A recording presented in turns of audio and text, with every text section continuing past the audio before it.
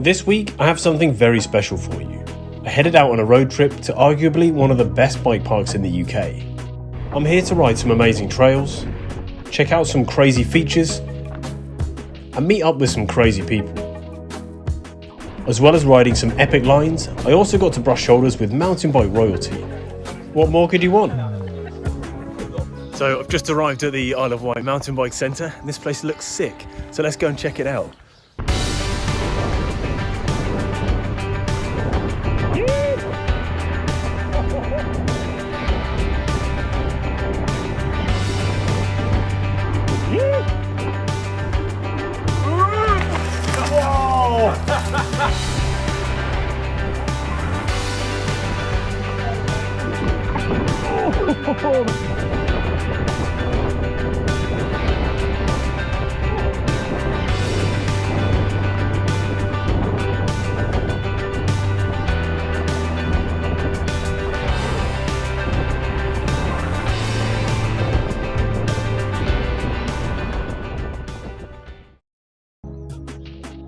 This week I'm at the Isle of Wight Mountain Bike Centre. Although this place has not been open to the public long, it's packed with a range of amazing trails. Some of these are for everyone, and some of these are home to some features that I haven't seen anywhere else. Believe me, there are some monsters lurking at the Isle of Wight. Whether it's a jump, a wall ride, or a skinny, the features here are perfect to spice up your ride and add a bit more excitement and progression to the day. But then, this place is the brainchild of pro rider Sam Hodgson, so I wouldn't expect any less. Sam and his team have been working tirelessly to create new trails and get everything ready for opening. They've already set up a new shop, fitted a new bike workshop, and have a fleet of Rocky Mountain hire bikes. All this is overseen by none other than our friend Gaz from Adventure Trails MTB. So, on a chilly Saturday morning, I headed out to catch an early ferry over to the Isle of Wight. So it's 6 AM, I've been up since 5 and I've just made it to Southampton Ferry Port. Brilliant.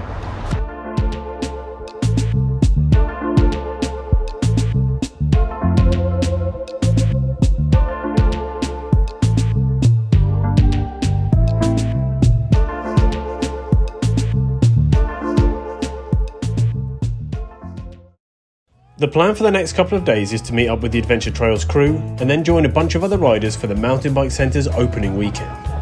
After seeing some of these trails online, we were pretty keen to get exploring. But when you ride a new bike park for the first time, it can be difficult to work out where to go. So luckily, we found a seasoned local to show us the way. Yes, this is GMBN's top presenter, the legendary Blake Sampson. Who better to show us the trailhead and give us the lowdown on some of the trails. Once at the top, we decided to have a warm-up run on the Devil's Spine, and then follow it down onto Blue Steel. The Devil's Spine is one of the new green trails. You need to keep your eyes on the trail, but the view from up here is superb. From here we continued our warm-up and rolled onto the newly laid surface of Snot Rocket, another of the park's green trails.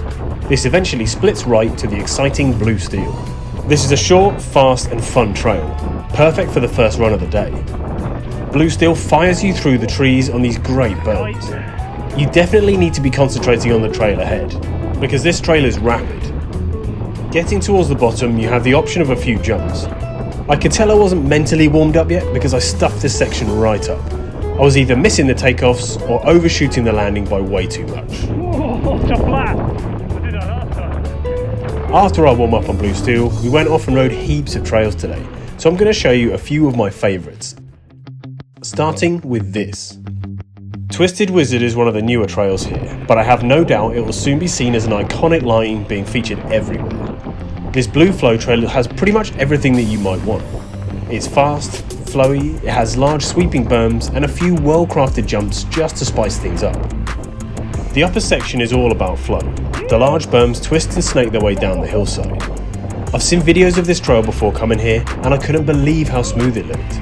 Getting to ride it in person, I can tell you this is exactly what I expected. Being one of the newer trails, as this surface beds in more, Twisted Wizard is only going to get faster and smoother. Coming into the lower section, you pick up speed and head towards the jumps. As you pump your way along the trail, you've got a couple of jump options to choose from depending on how big you want to go.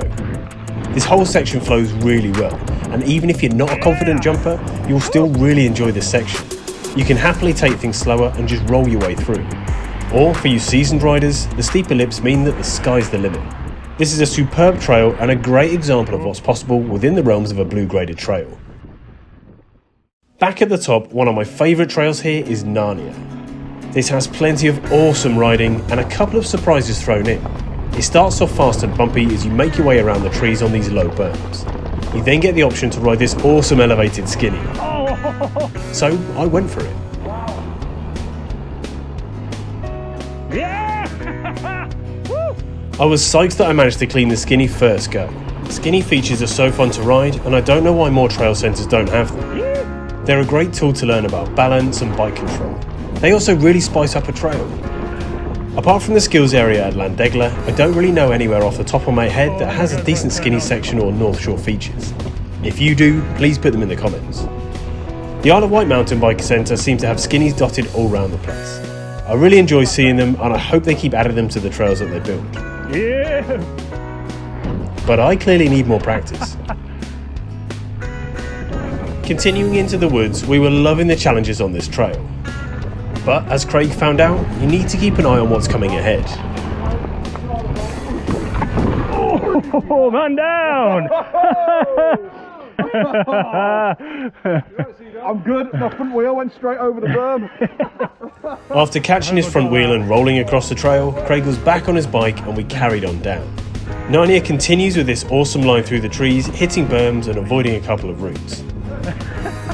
This trail was one of my favourites because it's fast, has interesting challenges and a variety of terrain. All in all, it's a cracking trail and definitely one that should be on your list. Well, that was bloody good. I reckon about that one now, yeah. The next trail we rode was P-Line. Drop in. It starts with these fun little rollers to get you limbered up. This trail is slightly more aggressive than Narnia and it has some interesting jumps and transitions on the top half. Like this one that I totally cased. These trails are built for both speed and fun. This was our first run down P-Line and of course you naturally miss features or take the wrong line when you don't know what's coming next. It's definitely worth riding each of these trails a couple of times to make sure you're getting the most out of them. After you cross the fire road, the trail gets a bit steeper. You hit this section of multiple tight switchbacks. For me, my bike is way too long and I'm nowhere near good enough to make the most of these tight corners. If you're on a smaller bike or even a dirt jumper, you would probably find this section a bit easier. But despite my lacking skills, this is another great trail section and definitely worth riding when you come here. The last trail I want to show you, and by far one of the trails we spent the most time on, is the Gravity Jump Line. Starting at the top, this first feature is a hop-on boardwalk thing. Classic manual territory if you have the skills. This takes you into a series of huge flowing corners. At this point the trail is graded red, but as the trail gets towards the bottom you can split off into a red or black jump line. As you go through the gate, your next feature is this huge smooth step down into a tabletop.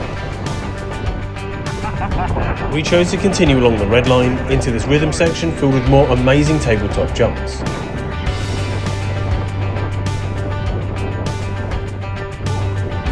We hit this line a few times throughout the day and it got better and better the more we rode it. We even gave the wall ride a little tag on our way out. What an absolutely amazing trail. So with a great day of riding complete, from here we headed back to the trailhead. So a huge thank you to Gaz from Adventure Trails MTB for housing and feeding us. This was a great weekend and I can't wait to come back and explore this place again. And perhaps I'll ride some of the features that I didn't get a chance to attempt this time around.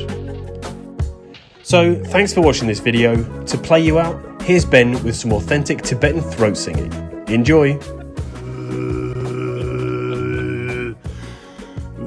It helps if other people are doing it as well, because then they fill in while you have to have a breathe.